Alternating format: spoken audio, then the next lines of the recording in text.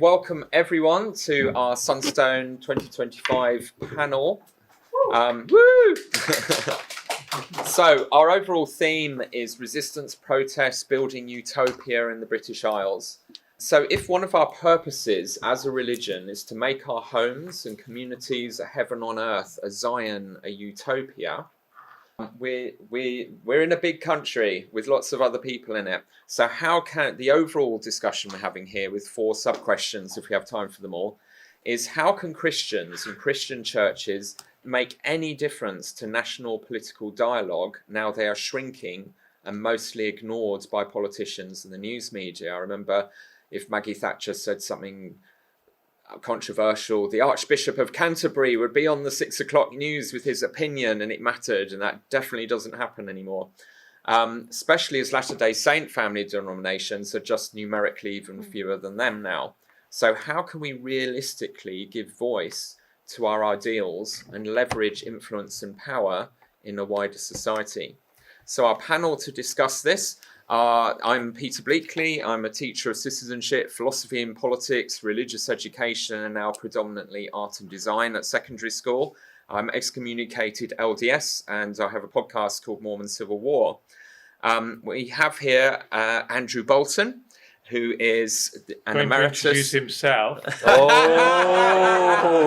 okay. So I'm the boyfriend of Jewel for 48 years, keen allotment gardener, member of the Leicester Community Christ congregation, have many LDS friends, some of whom are in this room, and I've been involved with UK Sunstone for 8 years. Awesome, thank you. Also Emeritus Community of Christ Apostle and veteran of the Rebel Alliance. So that's what I wanted to avoid. I know, you can't get away with that. I'm the chair, I'm in charge. We have Douglas Stilgoe, who's superstar, I'm not the superstar one, superstar excommunicated LDS podcaster, hero of Nemo the Mormon, and conscience of the Mormon nation. Globally, actually, the conscience of the Mormon world, I think it's fair to say. Okay. And Shannon McAdam, who is newly minted Community of Christ Apostle, called this year. Congratulations and good luck. Called last year. Ordained this year. Ordained this year. We know what that's like. We do. So many similarities I never knew. And when we voted on that, did they vote before they set you apart? Yeah. Yeah, there you go. How they novel. Did that the right way around. I can't imagine. And she trained in IT. Trained in IT and then theology. Professionally supported. Are you full time as an apostle? Or are you still doing? Full time as an apostle. But she was supporting entrepreneurs with their digital literacy. That's really cool. Well done. And we have David Eton, who's an Emeritus Stake President, one of my best stake presidents. No, I was glad of it. Not the Emeritus bit. He was a chair of a regular stake Ask Us the Difficult Questions panel until Leadership Roulette happened. He's professionally a data analyst. Is that a fair statement? No. Oh, I thought so. Go on. You need to speak for yourself then. I used to work for a research company. Okay, there we go. That's it. He's good at research. And he has a sideline in interpreting surveys of LDS members who leave. And do catch his presentation that we've recorded. It was amazing. Okay, so let's get stuck in to our first question very simply. And we'll try and keep it roughly 10 minutes total for discussing each one. Everyone at Nemo ignored it, but they were sent the questions in advance, so they've had time to think about their answers. People like that. And the question is simply, how can a tiny, and we are tiny, let's be real, religious group make any difference to national and global issues? Can I jump in on that? Go for it. It's certainly, if you want to talk from an LDS perspective, we may be tiny in number, but it's an organisation that has the wealth of God. Yeah, if you put it into perspective, it would probably be within the top 30 nations in the world by GDP. It's a massive amount of cash. So my point would be to, as members, to whatever extent you can, try and steer the institutional church to do better in its financial decisions and its financial contributions to issues, and you'll do more good that way than you would do spending your own money. If you can push them in the right direction. yeah, so that's how small religious groups, if they have that kind of influence, can still make a difference. Would you like to go? So how does Community of Christ, which is a much smaller and a broke organization, make a contribution to curing the poly crisis that will affect my grandchildren enormously? What could you define poly crisis? So what poly you're including crisis in is climate change, the growing disparate gap between rich and poor, pandemics, and you can go on, right? So there's about 6 or 7 of these big issues, and together they make the situation worse. So the first thing I think we've been doing for the last 25 years in Community of Christ is clarifying what we really stand for. So the enduring principles which Charlotte referenced in her talk just now is really important. Our mission initiatives are clear. So people are on board with this, I think. So just to mention 3 of the 9 enduring principles: the equal worth of all persons, no exceptions.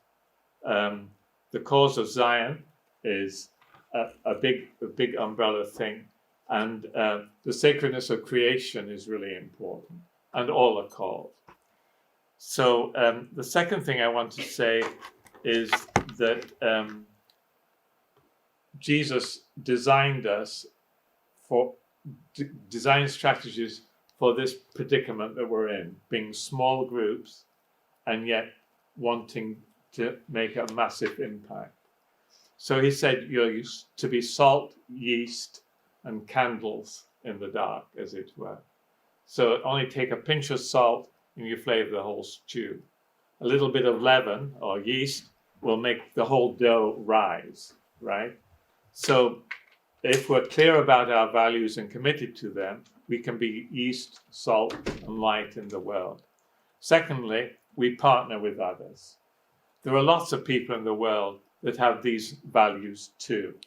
So ecumenically partnering, belonging to the National Council of Churches in the States is really important. The Canadian Council of Churches is really important. And in the British Isles, there's an organization called the Network of Christian Peace Organizations. So we have Catholics, we have Quakers, we have Fellowship of Reconciliation, Anglican Peace Fellowship, for instance. So you partner with people, and that's one example of partnering. And in Leicester, we partner with Quakers and Leicester CMD, and it's a marriage made in heaven. So, for instance, we're laying white poppy wreaths at the official remembrance service in a few days' time. And there's always a kind of awkwardness about that amidst the sea of red poppies. But it's a significant witness, I think. But we couldn't do that on our own as bravely as with others. When you have other people with you, you feel a lot braver. And then Citizens UK is a wonderful grassroots community organizing movement present in Leicester and 16 other cities. And here we work with mosques, with schools, with universities, with the Anglican diocese, with charities, to listen to people who are not normally heard, and then campaign and lobby with power to MPs. So I'm making the principle that you partner, and then you're not small anymore. Awesome, thank you. David? Had you finished? I've rattled on enough. I saw that you had. I think the problem that the LDS Church has, as Dougie has already pointed out, is that it's got so much money, but that money could make a huge difference in the world. So if you're asking about national and global issues, the church could make an absolutely massive difference if it decided to, if it chose to. I'm not sure it will, but I think it would be great to do that. And I think as members of the church, we can advocate as best we can from the grassroots up to make those changes. And at a more local level, I live in Rugby, and we have just started to go on peace walks with all of the other churches in Rugby. We had a fantastic Sunday afternoon just walking around Rugby together, and it got bigger and bigger, and we visited lots of different churches and stuff. And so that's not at a national or global level, but it's at a local level, and it kind of engenders a feeling of let's do something here. And the other thing I'd love to see the LDS Church be more scandalous in the same way that Jesus Christ was scandalous. And we need to be more outspoken about the issues that are and the injustices that are affecting the world. And we don't do that enough, and we should do that a lot more. So you're talking also about partnering. Oh, we partner. We know how to partner. I think that when I read your question, what came to mind was the quote from anthropologist Margaret Mead, who said, "Never doubt that a small group of thoughtful, committed citizens can change the world. Indeed, that's the only thing that ever has." And there's a contemporary thinker, Adrienne Marie Brown, who I've been reading a lot lately. She talks about emergent strategy. So rather than sort of your traditional strategic planning where the people in power make the plan for this is how we're going to go about, instead it's emerging what is the community saying about what's important, like a very community organizing kind of attitude. And she says that small, how does she put it? Small is good, small is all. The small impacts the large. So just what you were saying about that local march, David, that you did in your own community, showing people on a small scale, engaging people at the small scale, actually makes a big difference towards the large. And when and oftentimes on those small levels, we call them civic engagement in Canada, like at a really small municipal level or a council level, the changes you can make there actually are things that can create change on a larger scale. And it's much easier to impact those small things and trust that those are going to ripple out. Cool. Thank you. Wonderful answers. Thank you. Our next question is to do with competent and diverse representative leadership. So the worry in any organisation or government system is to have wise and effective leaders. The scrutiny and ruthless pressure on politicians from different centres of power and interest groups and rival colleagues can be brutal and deter most sane people from ever standing for election. Over the last few years of the LDS Church, the most rich and powerful of the LDS denominations, and in UK politics, two specific categories of people have almost entirely taken over the leadership roles in both settings. All the polls and most of the local elections in the UK are pointing to the relentless rise of the new Reform Party, which is on track to be the next national government with a healthy majority. And they just helped trounce Labour in a by-election in Wales, and indicate that most voters have lost trust in the traditional big beasts of English politics, the Labour and Conservative parties, with similar change occurring in Scotland and Wales. Personally, throughout my adult voting life, I've been actually a rebel on the right. I voted for the UK Independence Party, for Brexit and the Reform Party. I think a mistake too often made is to assume in some religious and intellectual circles that radical politics is rooted always in the left, when actually often it is the right as well. And most people who voted to get out of the European Union were voting for democracy, for British people to control their own laws. It was an act of rebellion against and what they viewed as an imperial system. So often people in a sort of a bubble of mainstream politics and media miss that. They were perplexed that so many people voted for Brexit. It seemed to take them by surprise. They didn't understand why it happened. So there's that sense of them not keeping up with the people. That's an emerging phenomenon in politics, and why so many voters are abandoning those parties to go to extremes, left or right. And if we feel that's a problem and not good, then we need to, like any reform movement, you need to understand, well, why did it happen? What have we got wrong? What needs to change for people to come back to something you're more comfortable with? You need to win those arguments somehow. We particularly love Gary Stevenson, who's all over the internet at the moment, arguing that we should tax wealth, not work, and that international billionaires and corporations are buying up the assets and then selling them back to the middle class and the poor at a higher price we can't afford.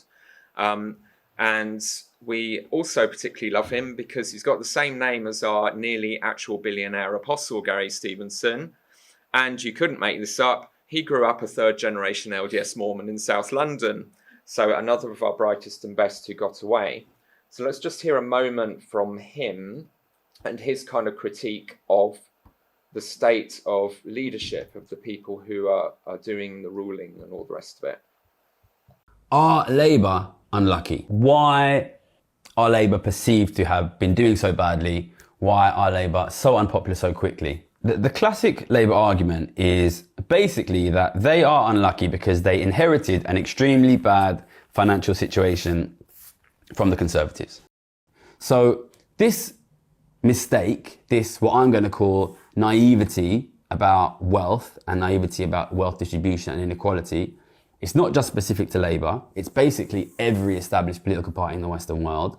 And it's not even just unique to the political parties. This is basically a failure of understanding of pretty much the entire Western intellectual class. So was it fixable? Yes. If they had listened to us, could they have fixed it? Yes. So are they unlucky? No. Was it predictable? Yes. Could something have been done? Yes. Are Labour unlucky? No. I've been screaming about this for 5 or 6 years. Something could have been done.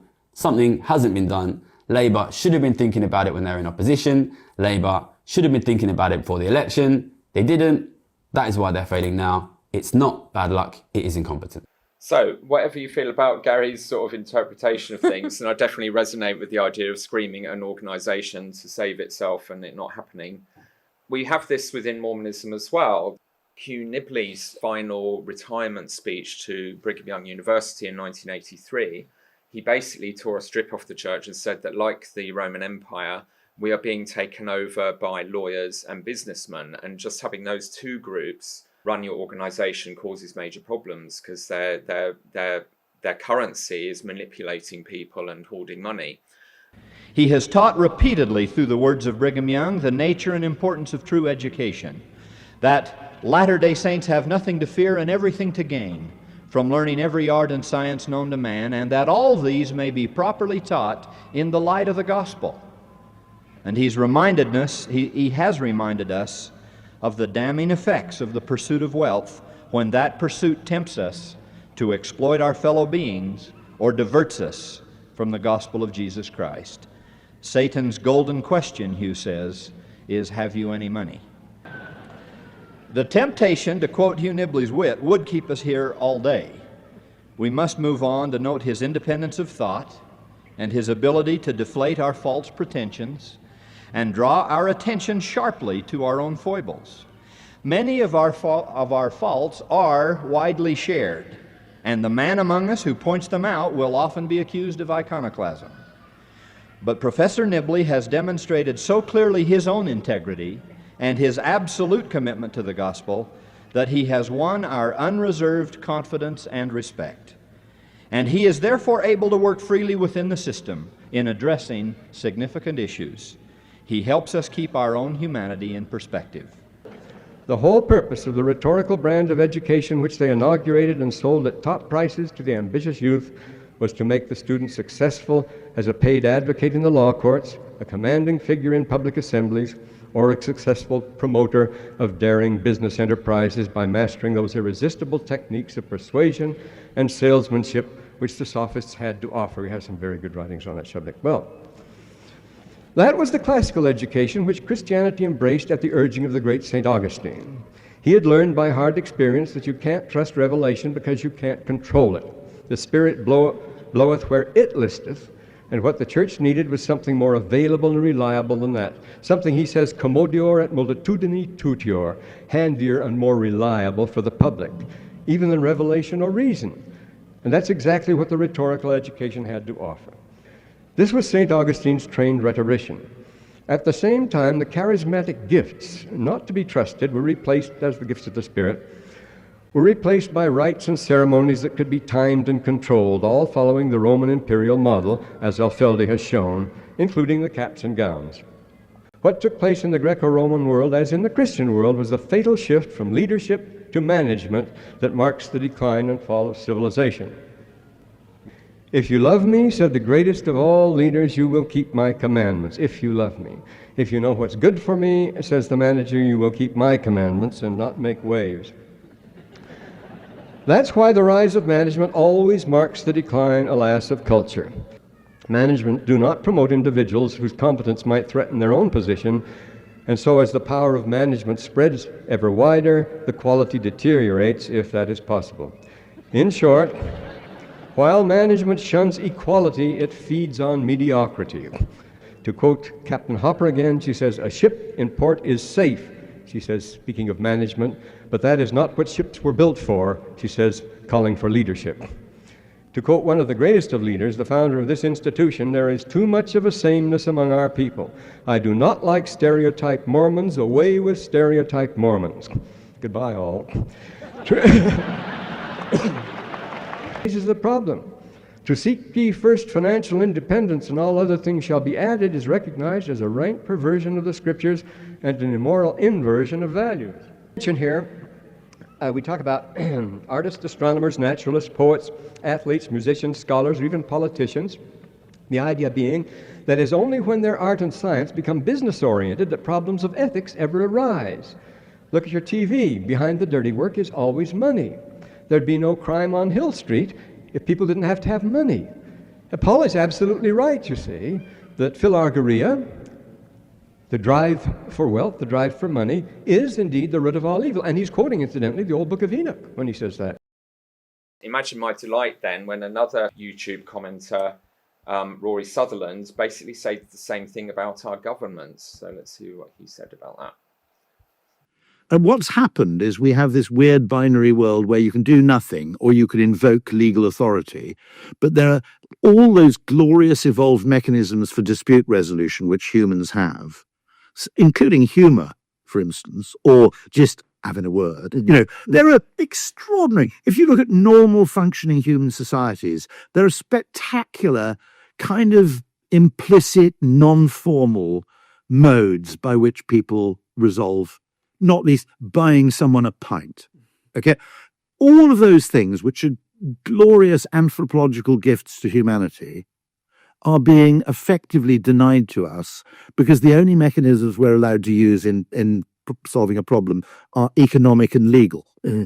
And what has happened is government has been entirely taken over by lawyers and economists. There is no one of any other, there's no creative department in government. There's no marketing department. Properly. There are a load of press people who obsess about what's in the news, but there's not a marketing department. In other words, you have this extraordinary kind of regulatory capture by two peculiarly aspergic disciplines, which are really all about winning arguments, not solving problems.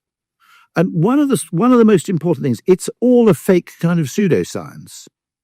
It's let's pretend things are scientific so that they're absolute and there's a single right answer.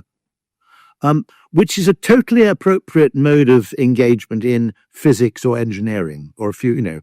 But in problem solving, that kind of I know how to win an argument mindset is absolutely the worst person you can have. And I don't care if the idea fails so long as nobody proves me wrong. Yeah.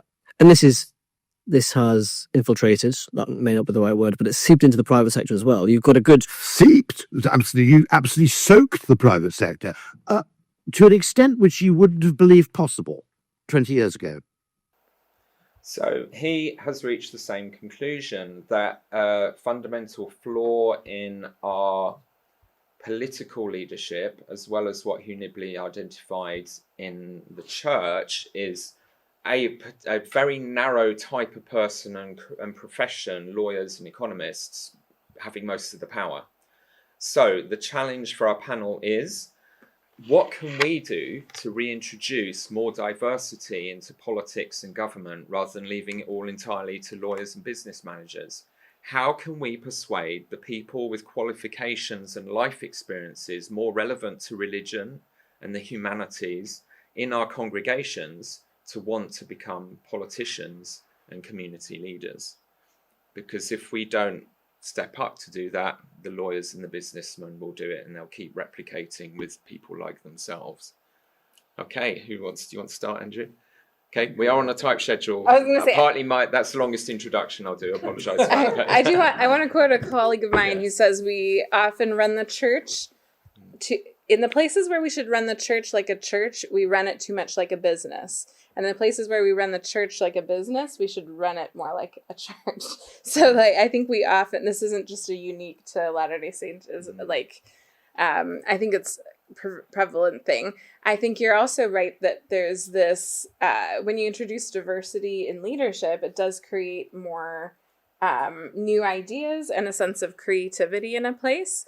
In my former job, they used to say, like, if you don't have a diversity of people in the room, you're actually going to be held back in the amount of creativity that you can produce and create when creating a product or a service. And so 100%.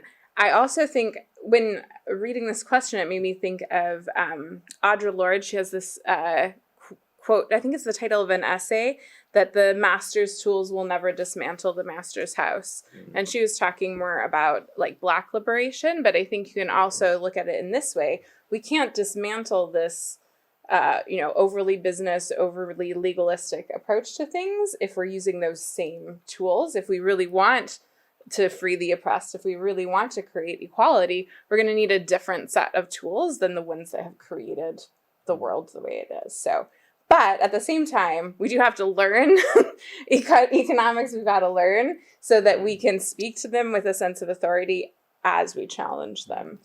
So in the specific, obviously we all agree we need the diversity, but your, in a sense, to do point there is if we're going to encourage the people in our congregations to do that, they have to learn that language. They have to get the skill set for government.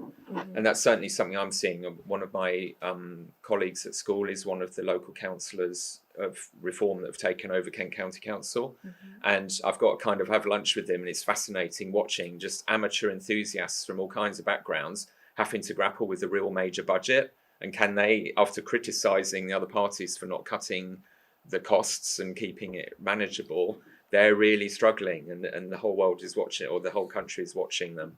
They have to actually prove they can do it now, and it's a struggle, and they're going to have lots of fights along the way. They're learning the hard way. So learn the skills so you're ready for power. Mm-hmm. Nemo. I think that's something that Andrew said in his presentation about how culture comes from the bottom up.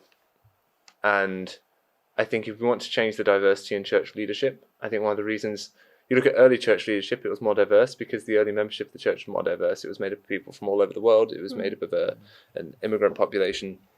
And as it's homogenized and as it's kind of isolated itself in the Salt Lake Valley, certainly the Brighamite movement, what you see is a unique, distinct culture of green jello, funeral potatoes, and going to BYU to do business emerging. And I think it's that final point. I just had a quick look on my phone, and the most popular degree out of BYU, or certainly among them, is a business major at BYU. So you think, okay, that's where they're starting.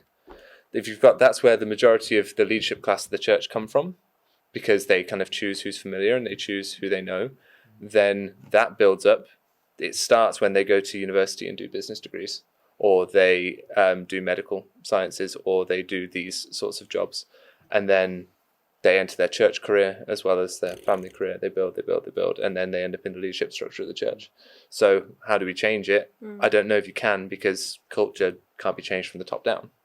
Can I chime in? Because you saying that reminded me of another thing from Andrew's presentation this morning. That talked about like the prosperity gospel aspect of it, which shows is that theology that your monetary gain or wealth is some reflection of your worthiness or your salvation. Success. And so why not go to business school, right? The like kind of automatic response to that, like, oh, if I want to get ahead, if I want to be prosperous, saved, favored, well, going to business school to make money is the most logical way to do that. So when you tie those two things so tightly together, wealth and honor or whatever it might be, it's almost inevitable. And I'm not saying that everyone who gets wealthy does so at the expense of others. No, yeah. But it is one way to get quite wealthy, is to kind of screw other people over a little bit. So that's why there are some sort of in the histories of some of the church apostles, there are some instances of certain hospitals going bankrupt and maybe certain people being involved with that, or things like that. Tech billionaires being apostles and looking to send their company public and make a lot of money. The people who have got to that point and become very successful, it's not that you have to have started to act in ways of sort of self-interest, but it doesn't hurt. Can I challenge everyone to focus on, and I love everything you said, but in a sense, part of it is repeating the point that this is bad and it needs to change, and we're feeling it's a bit hopeless.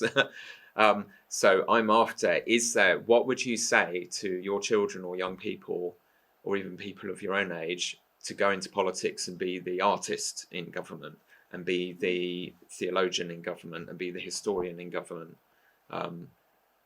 So challenge for the next two of you is, if that suits what you're going to say anyway, how do you actually persuade those kinds of people to do it, to step up for election? I have a question for you, Peter. Why haven't you been persuaded? Oh. Yeah. You are one of the most intelligent and articulate protagonists in this field. But you haven't gone into government. I think you should. Thank you. I'll answer really briefly if you want an actual answer, and it's not just rhetorical. It'd be partly that scrutiny of family life and everything. It's very intimidating that you'd have no privacy and no secrets. And I need to protect, in a sense, my family in my first marriage, for example. They're not with me making that choice to have that scrutiny come on me and how I've been in the past and all the rest of it. As a teacher, I've taught politics and strongly encouraged my students to step in. So I'm trying to actually do this myself, encourage them to love their politics and get involved. I warned them Labour would be destroyed under Corbyn, and they didn't listen to me. But hey, I tried. So I'm doing what I can. In a sense, you have to choose your mission, and my mission is trying to fix the church with a podcast and being a teacher. That's enough public service for one person. But again, maybe that's the thing, though, that we've always got other things. So how do we sell standing for election? And I'm joining political parties. I'm supporting my colleague. I'm listening to him. I want to be an influence, because I don't want the Reform Party to become some Trumpist, homophobic nutjob organisation. And they've got the potential to not do that, to be focused more on liberty and those sorts of values, which are right-wing as well as left. And so I'm trying to have that influence. I believe you should join parties and be part of the discussion, at least, to be a voice in their decision-making about policy. Because if you're not in the room, you don't. I'm also a union leader. Is that okay? I'm a union rep. I'm trying. I feel like he's interviewing me again. This is what happens when you invite your old stake president. Peter, it was unfair of me to put No, you on the spot. it's all good. Apologize. No, it's a completely, absolutely But I've fair always point. thought you would make a great politician. Oh, thank you. As would Dougie here. Yes, definitely. And as would Andrew. Oh. And as would Shannon. How are you going to convince the kids to choose that rather than the other things? Yeah. I think we're doing better diversity at a local level in the church.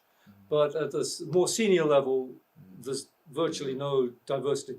But I'm not sure that it's an either or. I think you can be a lawyer and a business manager, and you can also be very effective in bringing change. So I'm not sure it's a completely either or. But it's about diversity. It's about not them all being the one thing. So in politics in particular, obviously we keep thinking about leadership in our churches as almost well. like we're all church commentators. Segue to that, yeah.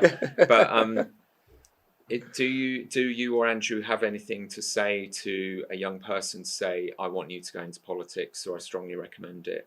So I would say, first of all, look, we should begin with the church. So the fact that in Community Christ you've got a woman president, you've got an African in the first presidency, that's really significant. If you look at the Council of 12, hugely diverse, women and men, and the presidents of 70 similarly. So you begin in the church. The second thing I want to say is that we should all be involved in politics. That's what democracy is all about. I love that. And at the grassroots, we keep the politicians honest.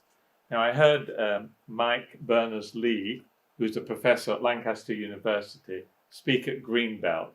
It's a Christian festival 10,000 people, not far from here, it's an hour's drive, in August on Bank Holiday weekend.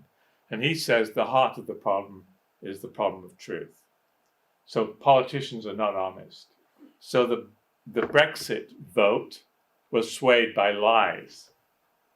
That we were going to save 350 million pounds a week that would go to the hospitals. It never did, and it wasn't 350 million, it was 250 million.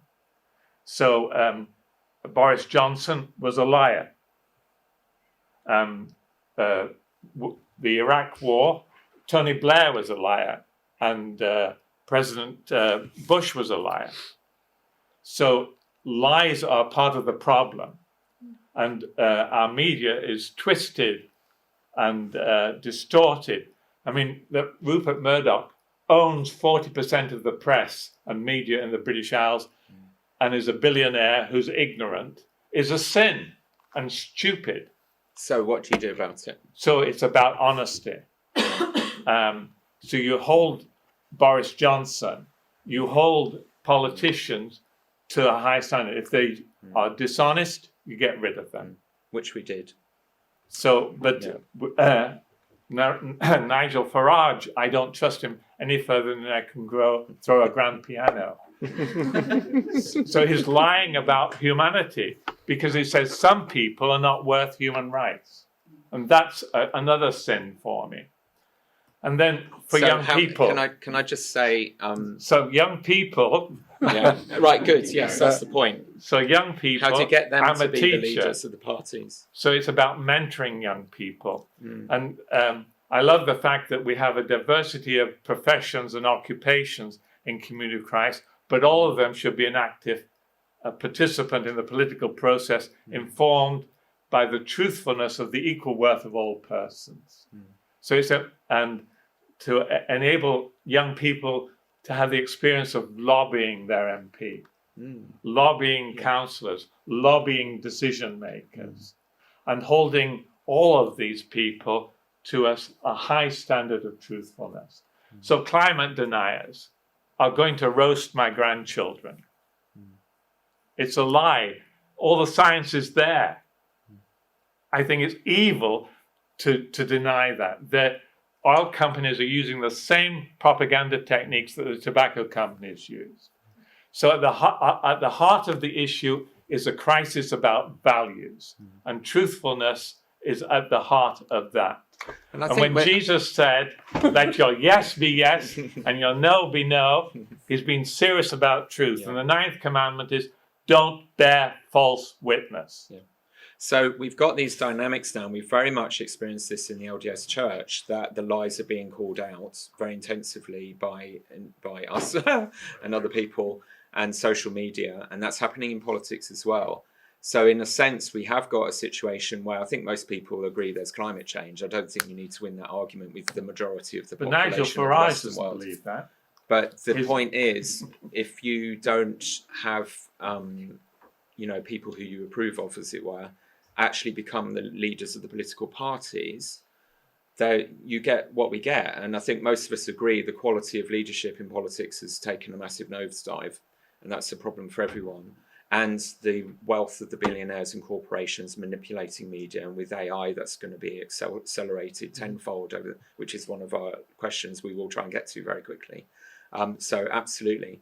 So again, in a nutshell, what we've heard is mentor young people, get everyone involved in politics without having to be a full-time politician, by participating, by voting, by being aware, by joining the discussions. Nemo. Can I just throw a real quick point, because I think it could tie it all together, Yeah. is in the same way that when I tell people about the things that church leaders have said that are dishonest, they say, well, why does it really matter? It doesn't really affect me, it doesn't affect my testimony.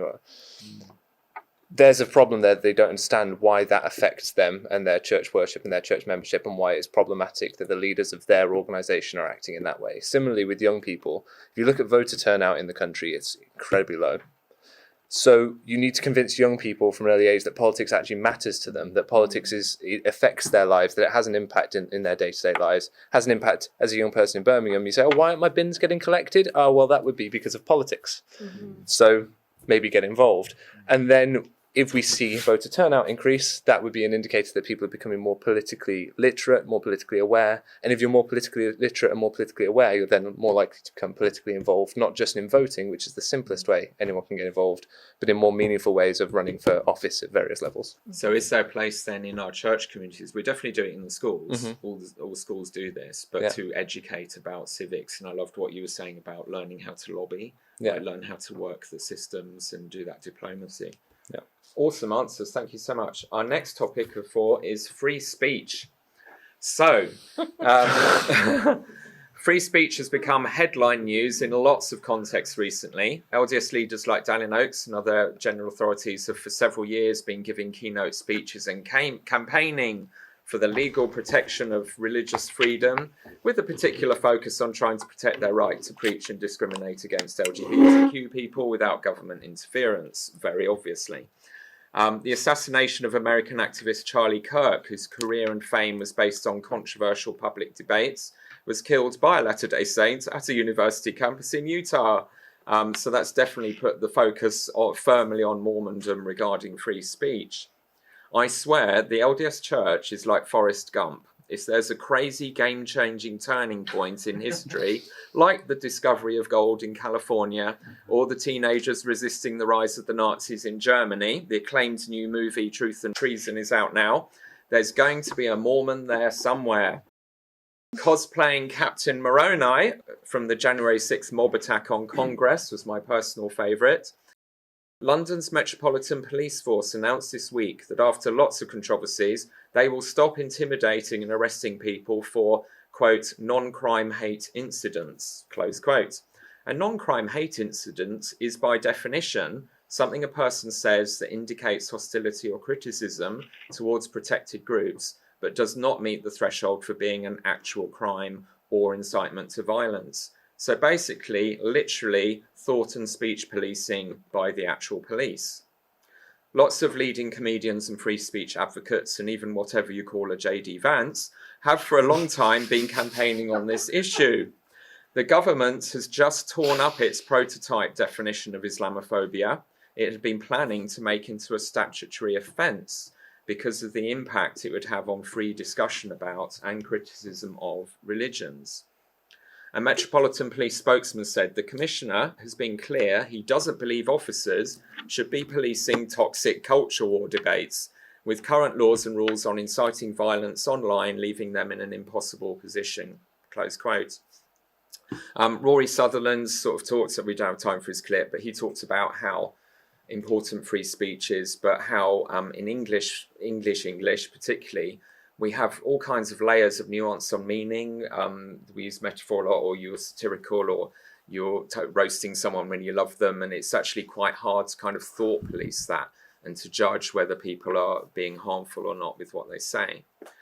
Blasphemy laws, freedom of thought and belief and speech, freedom to be offensive, freedom to be countercultural and politically incorrect, or an unpopular minority, are all matters that churches and the Latter-day Saint movement have wrestled with as perpetrators and as victims. Joseph Smith's 11th Article of Faith calls us to support pluralistic society with different beliefs in it. We claim the privilege of worshipping Almighty God according to the dictates of our own conscience, and allow all men obviously, the same privilege, let them worship how, where, or what they may. Many people in this room in the LDS community and Community of Christ denominations have been shunned or punished or excommunicated for speaking freely their unpopular or critical opinions as church members and as leaders.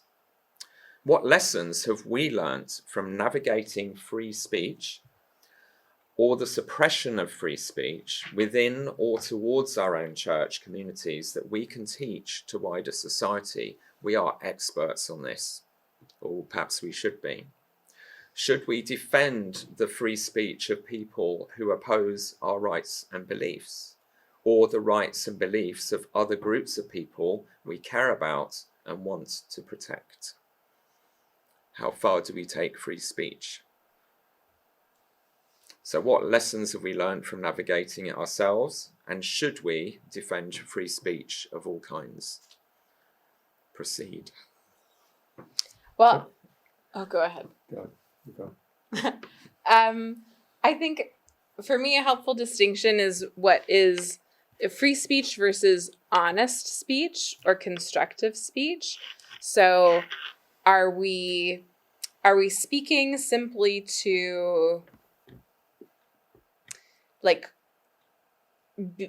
speak ill of someone as a personal attack or as an attack on character, those things that we can't really pin down about a person? Or are we speaking in a way meant to give honest criticism and helpful criticism to help maybe change things? So for example, I would say, like in Community of Christ, we have this principle of faithful disagreement, where if you disagree with an official church policy on something, that's okay. And it's okay to wrestle with that, and it's okay to ask questions about it. We do say, though, but it's not okay to teach that, like teach something that's in opposition to the church teachings. But you can definitely disagree and still be part of the communion and part of the community. And so that's one of the distinctions we make. And I think also our origins in sort of the democratic aspect of our tradition, where people have voice and vote in different meetings. And I know that's at different levels in different Latter-day Saint traditions as to how much efficacy those votes may have.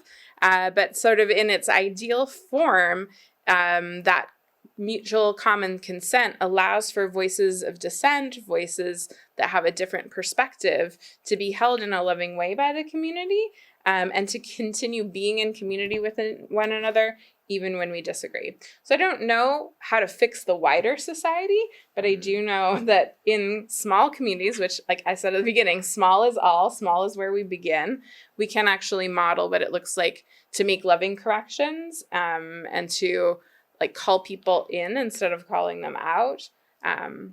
Those are the kind of things we can start to model in a small way that I do think then has an impact on the larger world. Thank you. Let Andrew go next. Could I, do you mind? Go ahead. Is you sure? You're a gentleman. Go ahead. I can't think of any time or any occasion or any place where we should not raise our voices against injustice. Whenever we see it, whenever we hear it, we should do it. Now, I'm not suggesting I'm doing that or I'm good at that, because I'm not really. But I'm so impressed with these couples who go to Parliament Square and hold up their posters about Gaza, and then they know they're going to get arrested and then they're going to get charged. I don't know how many thousands of people in the last few weeks have been charged by the police for protesting in Parliament Square. But I think that's just awesome that they would do that. I'm not sure I would do that, but I think it's fantastic that they do. Do you agree with their cause? I do agree with their cause. Would you agree that people who were advocating a cause that would victimize or be hostile to something you care about should also have that right? Good question. That's the question. It is a good We question. open That's it to why the it audience. is the question. No, that's a cop-out. Go on. No, I don't know. I mean, I think that's obviously you get into some very difficult areas there. But I just think that we should speak out about injustice wherever we come across it. But sorry, go on. I think for me, the issue is democracy and everybody's voice being part of that. So I'm interested in a functional democracy, effective democracy, as the healthiest of all governments, I think. So I'm very worried when the Conservatives started shutting down non-violent peaceful protests in terms of climate protests at the time. And I'm very, very, very disturbed that the Labour government is doing the same about Israel-Palestine. So I think that's unhealthy. So the right to peacefully protest has been the sacrifice of blood, of martyrs, of courage over centuries in our country, and we're losing those at the moment. So free speech has to serve democracy and has to be constructive in that. free speech doesn't mean that you can shout fire in a crowded theatre and cause a stampede. Free speech doesn't mean that I can libel David, lie about him, and discredit him. So there's limits to free speech in a democracy as well. Yeah. But the right to protest, the right to say my piece is a very important right. And I celebrate that in Community Christ we have that right to raise questions, to be awkward. And we should have that, we should fight for that right to continue in British society. Thank you. Douglas. Well, I was... They've slightly dodged the question. I want you to answer the question. I was excommunicated for saying what I thought and exercising the agency to disagree with church leaders and to make clear things they didn't want made clear. And I think that's where I would agree that those who oppose what we believe should have the freedom to also say that. Because it's what I want, or what I would expect from church leaders. And it's what, if I understand it correctly, Community of Christ are enacting, in that people are free to disagree. They have the freedom of speech to disagree, to oppose, to say their piece. Whereas for my troubles, I was removed from the organisation, and I think it speaks to a certain insecurity that the leaders of the LDS Church have over their position and the things that they claim to be, if they can't stand criticism. Because ultimately, if everything they claim is true, there should be no issue with them receiving criticism from someone like me, and it shouldn't be a threat to them, and they should be comfortable and happy with someone who opposes certain behaviours of theirs or certain rights that they believe they hold as leaders to be unopposed, or whatever it might be, or to lie to the members of the church with impunity. If they think that's a right they hold, then I will oppose that right, you know. And so similarly, they were free to say their piece to me. They were free to oppose my viewpoint. And the couple of times that they engaged with me directly, I don't think they ever actually set me straight. So it's a key to communication, and when it doesn't happen, you end up with situations like mine. I want to try to not judge your question. Can I try to? So my sibling who's passed was gay, and I hold a special place in my heart, and so I have a really big heart for non-binary LGBTQIA plus folks. And someone in the church said to me, the downfall of the church was when we let the gays in, and I felt personally attacked, but I listened. I asked more questions. I tried to find out what is at the root of this person's concerns. So this person absolutely has a right to free speech, to say what they believe about that, even when it personally attacks someone I love. However, my modality tends to be, but why would you say that? And let's get to the heart of it. Let's get past the shouty headlines and actually find out where people are coming from, because then I can be pastoral, then I can understand better. Or I can be like, right, let's agree to disagree, because I do not follow the same train of thought as you do on this issue.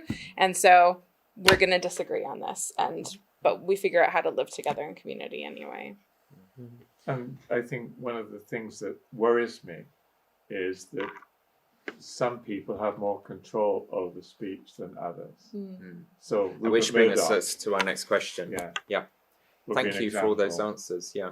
So recently, Stephen Hassan, who is the famous founder of the Bite model, appeared on Inside Out with Jim Bennett, who's one of the singers in the once Tabernacle Choir, now the Tabernacle Choir in Temple Square, and Ian Wilkes, who's he's left northern. the church now. He's northern. Yeah, that's all you need to know. Also British, The best. and also was once a stake provincial. president. I He's think- provincials, north of the Watford Gap, or but I'm learning that northern people are the best people. Oh, This is something yes. I don't know. and I respect your free speech right to say that.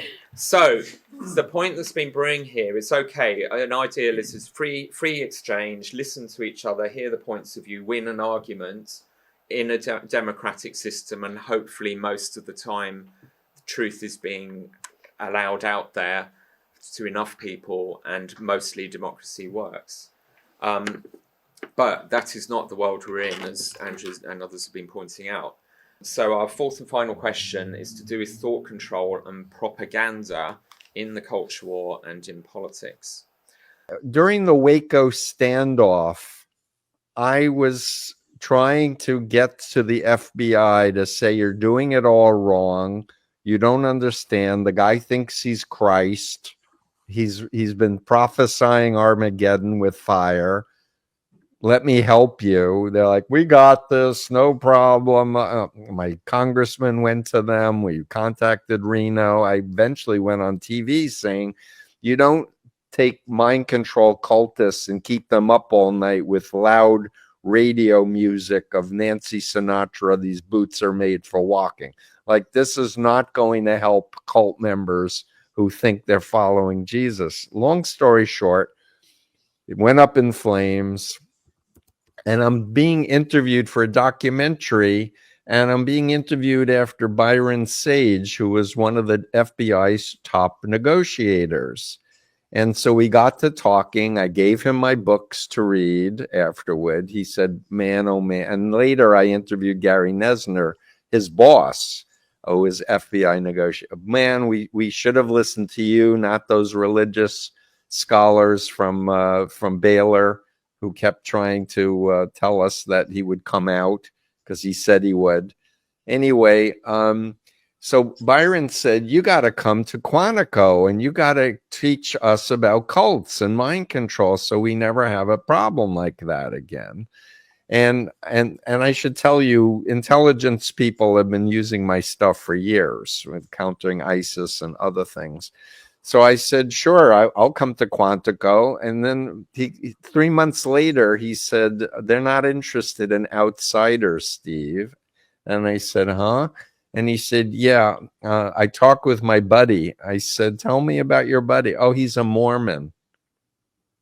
And it opened the door to the FBI doesn't want to learn about cult mind control because they're Mormons. How interesting. Isn't that a little bit of a contradiction if they're trying to fight terrorism and these are terrorist cults that are brainwashing people to be violent and to be suicide bombers?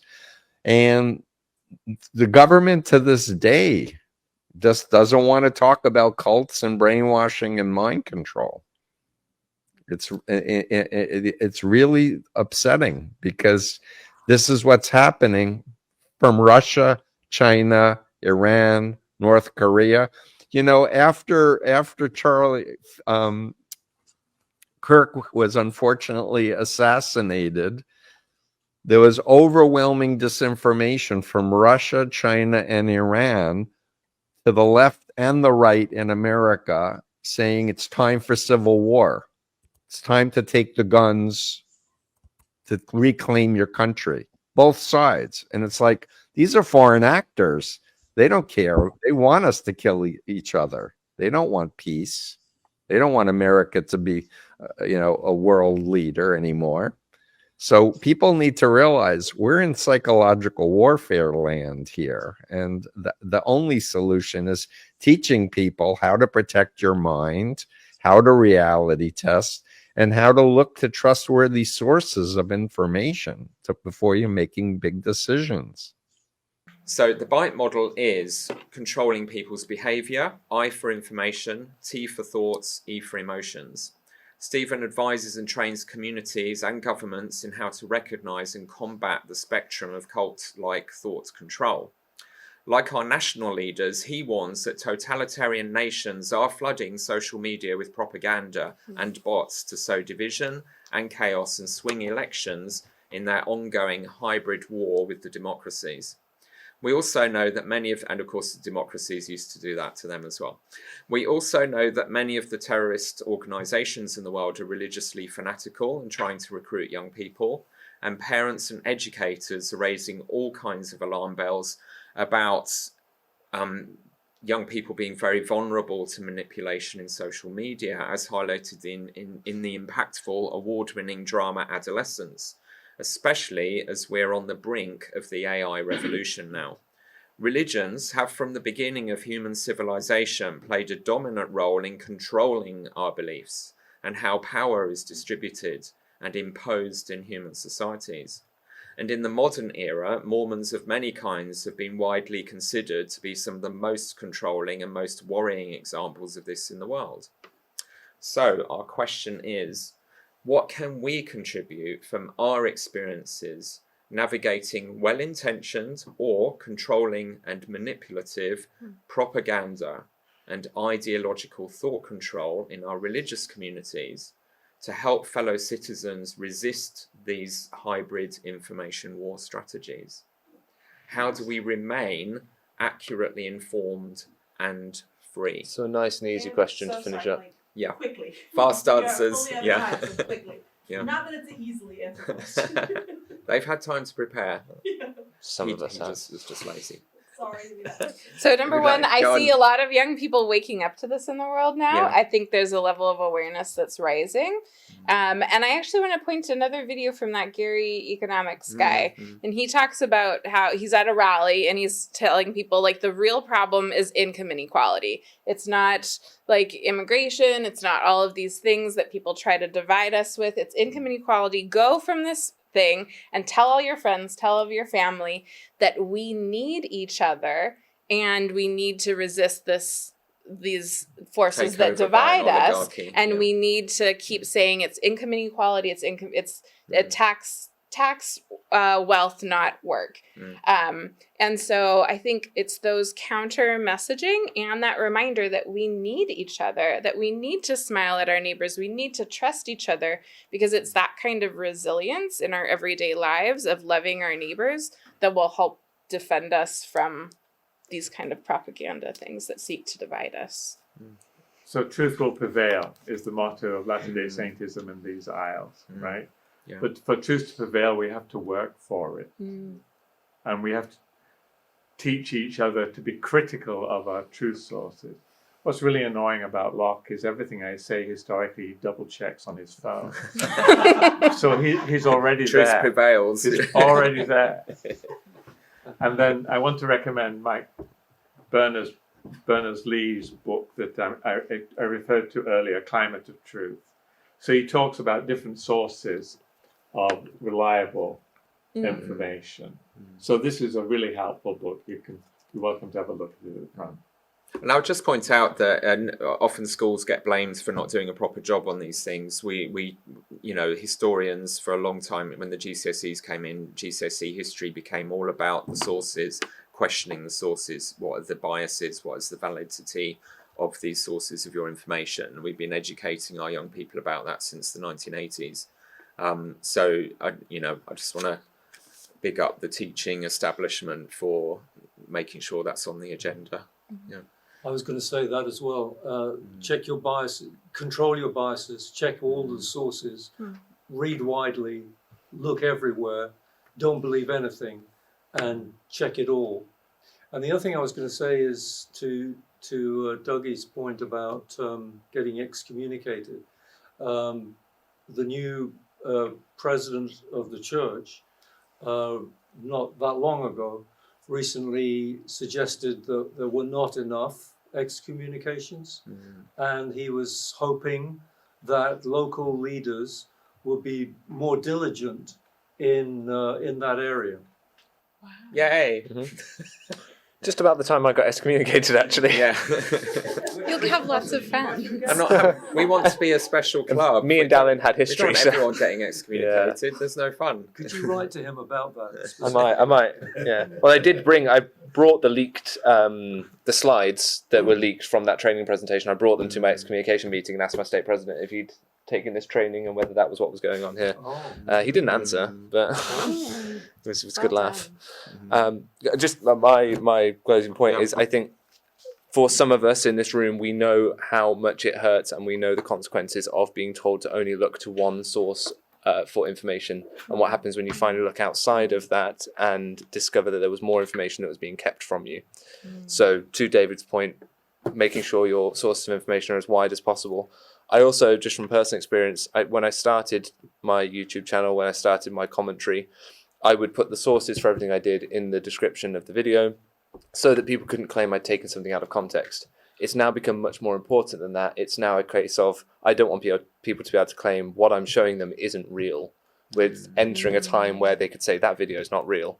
So it's now really even more important to look and make sure that there is a source for what you're seeing, and can you trust that source? David. Soren Kierkegaard, 19th century, Danish theologian. De omnibus dubitandum est. Well, absolutely. Everything must be doubted. Yeah, there we go. Checked. Everything must be checked, doubted, and then check it again. Oh, sorry. Yeah. And David wins the panel with quoting Latin. Quoting Kierkegaard in Latin.